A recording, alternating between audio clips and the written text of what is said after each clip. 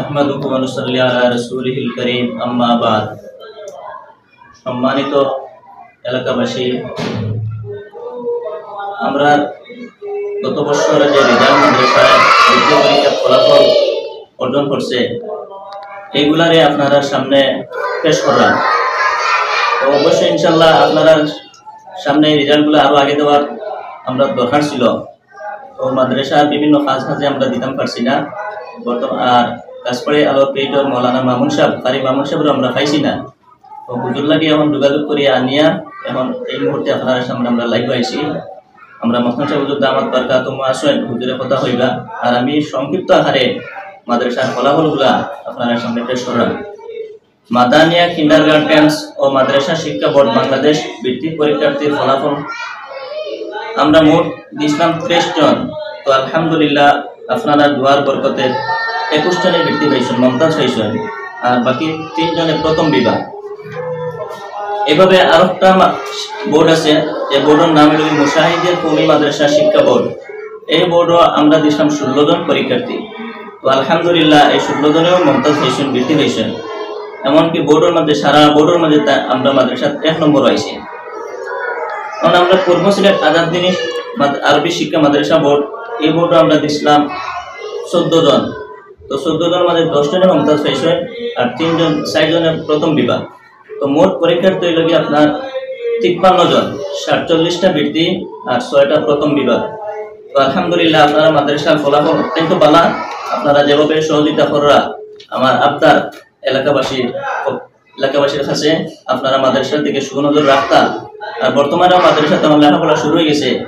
আপনারা বাচ্চা কাচ্চা পাঠাইতা, যারা এখনো আইসুন না, আমার অনুরোধ থাকলো আপনারা সচেতন, আপনারা গার্জেন আপনারাও আসুন, আপনারা বুঝাইয়া আর আপনারা পরিবারগুলোকে বুঝাইয়া আপনার মাদ্রাসার দিকে তাড়াতাড়ি ভর্তি করাইতা।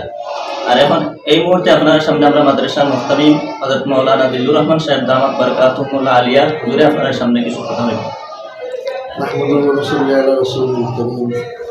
সম্মানিত এলাকাবাসী, আমরা বলছেন আমার নাজিম সাহেব এই বছরের পরীক্ষার রেজাল্ট আপনারা সামনে সুন্দরভাবে ফুলে হয়েছে। আমি প্রথম পর্যায়ে গাছপাড়ি আলোর ধন্যবাদ জানাই। আর আমার মাদ্রাসার নাজিম সাহেব মৌলানা সোহেল সাহেব দামাত বারকাতুহু, নাজিম সাহেবের তো জিম্মাদারি হইল তালিমাত বিভাগের, যার কারণে তার বেশি মেহনত হয়েছে, মেহনতের কারণে ফলাফল ভালো হয়েছে। আমরা খুশ। আমার অনুরোধ এলাকাবাসীর মুসলমান হল বা এই মাদ্রাসা নিয়ে যারা বেশি বেশি ফিকির চিন্তা করটা, আপনারা সব পুস্তাক্তা আর মাদ্রাসার জন্য, হুজুরগুলোর জন্য, এলাকাবাসীর জন্য এই মাদ্রাসার হাজার হাজার টাকা দিয়া সৎকা করা দিয়া যারা সহযোগিতা করতা, তার জন্য আপনারা দোয়া করতা।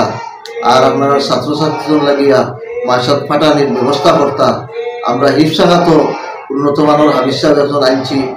আপনার মক্তব বিভাগও নুরানি আপনার প্রশিক্ষণপ্রাপ্ত হুজুর এখন আনি নুরানি আপনার বিভাগও শুরু করছি।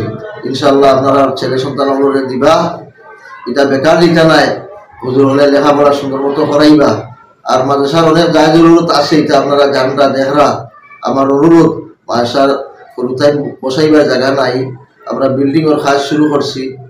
আল্লাহর যদি হুকুম হয় তো 2-3 মাসের ভিতরে সাত হইতো পাওয়াইন। আপনার পাওয়াইন লিন্টার এগুলা প্রায় শেষ হয়ে গেছে কাজ। আপনারা সহযোগিতা করতা যে জেলা হারইন।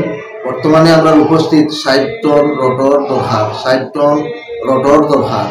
যদি কোনো ভাই বন্ধাবান্ধি তাকই নিলা 1 টন বা 1/2 টন বা 2 টন রড দিতা দেন, ইনশাল্লাহ আপনারা সহযোগী যোগাযোগ করবো। গাছপাড়ি আলোর সাথে যোগাযোগ করলেও আমরা ইনশাল্লাহ পাইব। আমরা সবসময় তার লগে আমরা সম্পর্ক আছে, যোগাযোগ আছে।